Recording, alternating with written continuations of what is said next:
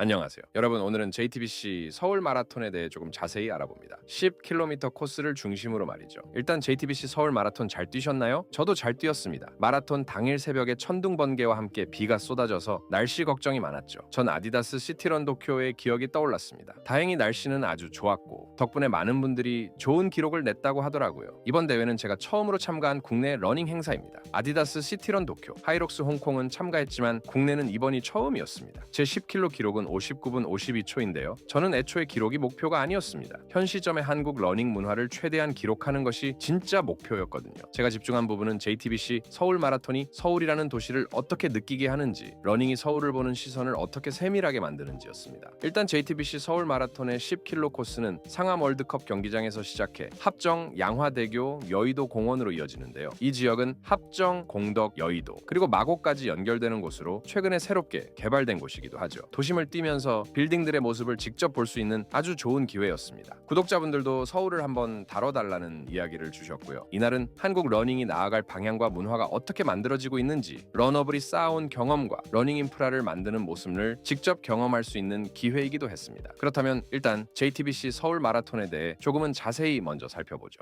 JTBC 서울 마라톤은 1988년 서울 올림픽 마라톤 대회를 기념하기 위해 만들어졌는데요. 1999년 11월 중앙일보사가 하프마라톤 대회를 처음 열면서 시작되었고 26년간 이어져온 대한민국의 대표 마라톤 대회입니다. 첫 대회에는 10km와 5km 단축 코스도 함께 열렸으며 가족과 회사 단체의 참여가 많았습니다. 첫 대회에서는 백승도 선수와 권은주 선수가 각각 나며 부분 초대 우승자가 되었습니다. 2001년부터는 남자 국제대회로 승격되었고 매년 11월 첫째 일요일에 열리는 전통이 만들어졌습니다. 2002년에는 5km를 없애고 풀코스를 새로 만들었는데요. 잠실에서 출발해 성남을 돌아오는 국제공인 코스가 만들어졌고 8개국 20여 명의 해외 선수들이 참가했습니다. 코로나 이전까지는 주로 잠실 종합운동장에서 출발하여 경기도 성남 일대를 달리는 코스였습니다. 2018년 11월부터 중앙 서울 마라톤에서 JTBC 서울 마라톤으로 이름이 바뀌었습니다. 중앙일보와 JTBC는 모두 같은 중앙그룹 소속이니까요. 코로나19로 대회가 멈췄다가 2022년 다시 시작하면서 코스가 크게 바뀌었습니다. 상암 월드컵 공원에서 출발하여 여의도, 마포, 광화문, 건대입구, 잠실대교를 거쳐 올림픽공원에서 끝나는 서울 관광 코스로 새롭게 태어났습니다. 참가자 수는 꾸준히 늘어났습니다. 2019년에는 10km 부분에 2만 1000여 명이 참가하며 국내 10km 대회 기록을 세웠습니다. 2024년에는 3만 5천 명, 2025년에는 3만 7천 명 이상이 참가하며 국내 최대 규모의 러닝 축제가 되었습니다. JTBC 서울 마라톤은 동아 마라톤, 춘천 마라톤과 함께 한국 3대 마라톤 대회로 꼽힙니다. 특히 20대부터 30대가 전체 참가자의 80%를 차지하는 젊고 활기찬 러닝 문화를 대표하는 대회로 자리 잡았습니다. 현재 중앙그룹의 디지털 혁신 조직 러너블이 대회의 공식 접수 및 운영 플랫폼 역할을 담당하고 있죠. 이번 JTBC 서울 마라톤의 운영과 디테일이 가장 잘 드러난 곳은 물품 보관소라고 보는데요. 역대 최다 참가자가 신청한 만큼 JTBC 서울 마라톤을 개최하는 러너블은 참가자들의 물품 보관을 5톤 트럭 앞에서 받았습니다. 참가자들이 트럭 앞에서 짐을 맡기면 스태프들이 참가자가들의 번호표에 트럭 번호와 물품 번호를 적어주는데요. 저는 13호차의 98번째 짐이라서 13-98이라고 적혔습니다. 사전에 나눠준 비닐백으로 분실 가능성도 줄였고요. 비닐백으로 넣어야만 물품 보관을 받는 시기였죠. 제가 본 10km 물품 보관소의 트럭 수만 27대였고 풀코스와 기타 다른 장비 운송까지 합치면 최소 40대는 넘었을 겁니다. 겉으로 보면 그냥 트럭으로 했네 라고 생각할 수 있는데요. 이건 경험 없이는 불가능합니다. 최소 30대의 트럭을 동시에 모으고 10km와 풀코스의 피니시 라인 두 곳에 차량을 배치하고 관리해야 하죠. 상하 차이를 해보신 분들은 아시겠지만 이걸 담당하는 분들은 기사분들 연락처와 차량 번호들을 모두 파악해야 하고 트럭들의 도착 시간을 계속 확인해야 합니다. 이 같은 부분은 단순해 보이지만 일만 해도 굉장히 복잡합니다. 교통 상황 등을 포함해 다양한 변수를 모두 고려해야 하니까요. 게다가 5톤 트럭들을 빠르게 이동시키고 도착 후 주차까지 하려면 분 단위로 일정을 맞춰야 하죠. 게다가 크기가 큰 5톤 트럭은 안전한 장소도 확보해야 하고요. 최근 몇몇 마라톤에서 물품 보관 불만이 많이 나온 걸 생각하면 이 부분에서 러너블의 노력이 돋보였습니다. 짐 보관만큼 민감한 부분도 없기 때문이죠. 특히 JTBC 서울 마라톤은 10km와 풀코스의 시작점이 상암 월드컵 공원 평화의 광장으로 동일하지만 10km 코스는 여의도 공원, 풀코스는 올림픽 공원으로 피니시 라인이 각각 다릅니다. 그래서 더 까다로웠을 겁니다. 무엇보다 수많은 트럭을 두 곳으로 나누어 운영하고 도로 통제 구간을 물품 찾는 공간으로 활용한 건 러너블이 쌓은 경험을 잘 보여주는 대목이었는데요. 이런 건 사실 잘 안 보이는 편이니까요. 개인적으로 아디다스 시티런 도쿄보다 더 좋았습니다. 아디다스 시티런은 시간대별로 등록과 물품을 나누어 받아서 혼잡은 줄였으나 오히려 불편했거든요. 물론 아디다스 시티런과 JTBC 서울 마라톤은 규모가 다르다는 점을 감안할 필요도 있죠. 이번 제마는 역대 최대 규모라고 하는데요. 상암 경기장 구름다리에서부터 짐 보관함까지 정말 사람이 많았습니다. 가장 먼저 눈에 들어온 건 다양한 러닝 크루였습니다. 전국 곳곳에서 활동하는 크루들이 깃발을 들고 10km와 풀코스 전에 사진을 찍는 모습이 많이 보였거든요. 말도 많은 러닝 크루이지만 이들의 존재 자체가 한국 러닝 문화의 성장을 보여준다고 생각합니다. 러닝이 단순한 운동에서 라이프 스타일로 변하고 있다는 걸 실감할 수 있었죠. 러너블은 이러한 인파를 위해 거대한 풍선을 띄우기도 했고요. 러닝 패션도 다양했는데요. 아식스와 아디다스 신발이 정말 많더라고요. 또한 사진으로만 보던 제품들을 실제로 보니 무척 좋았네요. 역대 최대 참가자 규모다 보니 풀코스 참가자도 정말 많았는데요. 저는 10km A 그룹이었고 바로 앞이 풀코스 G 그룹이었습니다. G 그룹의 규모를 보고 정말 놀랐는데요. 이 정도면 병목이 생기지 않으려나 하는 생각이 들더군요. 저 같은 경우 도쿄 러닝 코스와 런 스테이션은 많이 다뤘지만 마라톤 자체는 처음이라 신기한 부분이 많았죠. 아디다스 시티런 도쿄 때도 그랬고요. 하이록스는 이제 익숙해서 덜 신기하지만 마라톤은 또 다르더군요. 특히 마라톤은 신발 보는 재미가 정말 좋았습니다. 저는 10km가 끝나고 풀코스 도착지에 갔는데요. 풀코스 후에 메달과 간식을 받는 코스가 길기는 하더라고요. 이 부분은 여러분이 댓글로 알려주세요. 아마도 이날 아이브의 월드 투어와 다른 공연도 올림픽 공원에 있어서 부스와 동선을 빼는 게 다소 어려움이 있지 않았나. 저는 그렇게도 봅니다. 아마도 1년에서 2년 내로 제가 제마 풀코스를 한번 뛰어야 제대로 된 영상을 만들 수 있을 것 같네요. 그런 면에서 이번 제마 영상은 미완성의 경험이 담긴 영상이라고 할 수 있네요. 10km 시작 전에 오세훈 시장님이 잠시 이야기하셨는데요. 하나하나 늘려가고 있습니다. 그리고 이제 앞으로 지하철역에서 샤워하고 출근하실 수 있도록 또 준비하고 있습니다. 서울시는 여의나루역 외에 월드컵 경기장, 광화문, 회현역에 러너 지원 공간을 만들었습니다. 이 세 곳은 각각 상암동, 경복궁, 남산 등 주요 러닝 코스와 연결된 지역이죠. 지하철 남는 공간을 활용한 부분도 있는데요. 이러한 인프라를 유지하는 건 결국 이곳을 이용하는 사람들의 몫이라고 봅니다. 제 영상을 보신 분들은 아시겠지만 이런 구조는 도쿄의 고쿄, 요요기 공원, 스미다강과 비슷한 흐름입니다. 도쿄와 오사카에서는 호스텔에서도 런 스테이션을 운영하고 나이키, 아식스, 미즈노, 언더아머, 아디다스, 오츠카제약, 아미노바이탈, 뉴밸런스, 가민을 비롯한 러닝 브랜드들도 이러한 인프라를 활용해 런스테이션과 다양한 콘텐츠를 만들고 있거든요. 토토파 같은 경우 도쿄 타메모노 그룹, 뉴밸런스, 오츠카 제약이 파트너입니다. 런트리베이스 요요기 공원처럼 부동산 디벨로퍼들이 러닝을 하나의 테넌트로 인식하는 거죠. 또한 마루노우치 지구의 고쿄 회원에서 많은 러닝 크루들이 러닝과 훈련을 하는데요.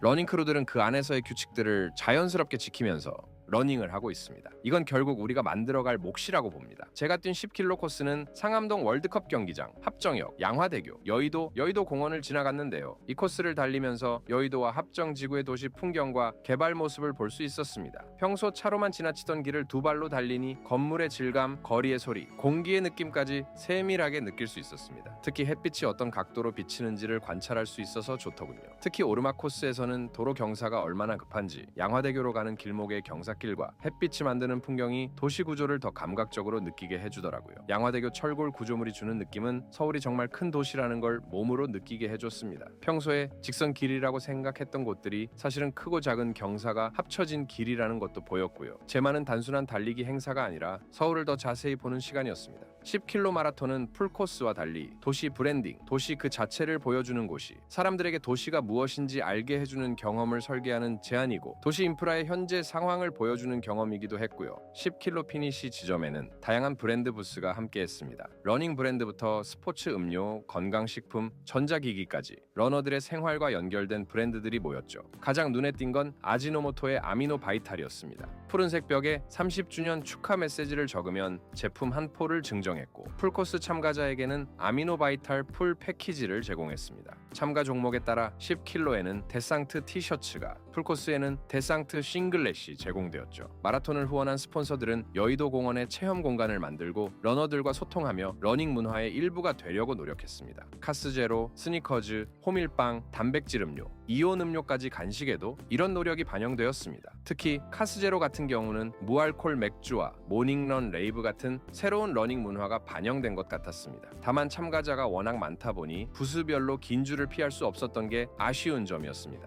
호불호가 선명한 부분도 있었습니다. 10km 참가자들은 피니시 라인에서 먼저 물과 이온 음료를 받고 다시 걸어가서 메달과 간식을 받았습니다. 그 사이에 바리케이드를 쳐서 사람들이 인도로 가는 것을 막았죠. 저는 이런 동선을 만든 이유가 안전 때문이라고 봅니다. 특히 피니시 라인 이후 여의도 공원으로 가는 길이 버스 환승장이고 마지막 코너와 근처 도로가 팔에서 10차선대로라는 점을 고려하면 어쩔 수 없는 선택이었을 겁니다. 의도적으로 병목을 만들어 서포터즈들이 효율적으로 일할 수 있게 한 거죠. 풀코스 같은 경우는 피니시 라인에서 메달을 받고 간식을 받으러 갔는데 그 길이 너무 길었다고 하더라고요. 저도 풀코스 피니시 라인에 가보았는데 확실히 길었습니다. 요즘 마라톤 행사가 많아진 만큼 러너블도 이 부분을 많이 고민했을 거라 생각합니다. 날씨도 복병이었습니다. 10km 코스를 보면 양화대교에서 여의도로 가는 길목에서는 햇빛이 강해 땀이 많이 났지만 KBS 건물 근처부터는 그늘이 대부분이었습니다. 햇빛 아래서는 땀이 마르지만 그늘에서는 옷이 젖은 채로 몸을 식히게 되죠. 이런 온도차가 참가자들의 경험에 큰 영향을 준 것도 있을 겁니다. 물품 보관소까지 가는 길도 꽤 멀었는데 이 역시 참가자 규모를 생각하면 불가피한 부분이었다고 봅니다. 이 부분 역시 여러분의 생각을 알려주세요. 쓰레기 문제도 있었습니다. 풀코스가 시작되기 전부터 상암동에는 많은 비닐 쓰레기가 버려져 있었습니다. 러너블은 참가자들에게 비닐백을 제공해 비닐류 쓰레기를 함께 보관하도 의도한 것도 있다고 보는데요. 이 부분은 참가자 모두가 함께 해결해야 할 부분이라고 봅니다. 그럼에도 제가 본 건 러너블이 최대한 다양한 변수에 대비하려는 노력이었는데요. 영상을 만드는 기간 동안 참가자 만족도 조사가 왔는데요. 한국 러닝 문화를 더 성숙시키는 건 결국 러너블을 포함해 우리 모두의 몫이라는 생각이 들었습니다. 40년에 가까운 역사를 가진 JTBC 서울 마라톤은 단순한 달리기 행사를 넘어 한국 러닝 문화가 어디까지 왔는지 보여주는 축제였습니다. 37,000명이 함께 뛴 이날 저는 세 가지를 확인할 수 있었습니다. 첫째, 대회 운영의 안정성입니다. 40대가 넘는 트럭을 활용한 물품 보관부터 시작해 보이지 않는 곳에서의 노력들이 있었고 대회 자체는 안정적으로 진행됐습니다. 물론 병목 현상, 긴 동선, 쓰레기 문제 같은 개선할 부분도 있었습니다. 하지만 도쿄, 뉴욕 같은 문화와 인프라를 만드는 건 하루아침에 되지 않으니까요. 계속해서 개선하고 또 개선해야 하죠. 둘째, 서울이라는 도시를 감각적으로 느낄 수 있다는 점입니다. 상암에서 여의도까지 이어진 10km 코스는 서울의 현재를 보여주는 동시에 러닝이 도시를 경험하는 새로운 방식이 될 수 있음을 증명했습니다. 무엇보다 너무나 즐길 것이 많은 요즘에 뛰는 시간 동안만큼은 오로지 지금 이 순간에 집중할 수 있다는 것을 발견했습니다. 셋째, 함께 만들어가는 힘입니다. 마라톤 대회를 포함해 조금씩 늘어나는 런스테이션, 다양한 브랜드의 참여, 전국의 러닝 크루들까지 러너와 브랜드가 함께 머리를 맞대고 조금씩 인프라와 문화를 쌓아가는 모습을 확인할 수 있었습니다.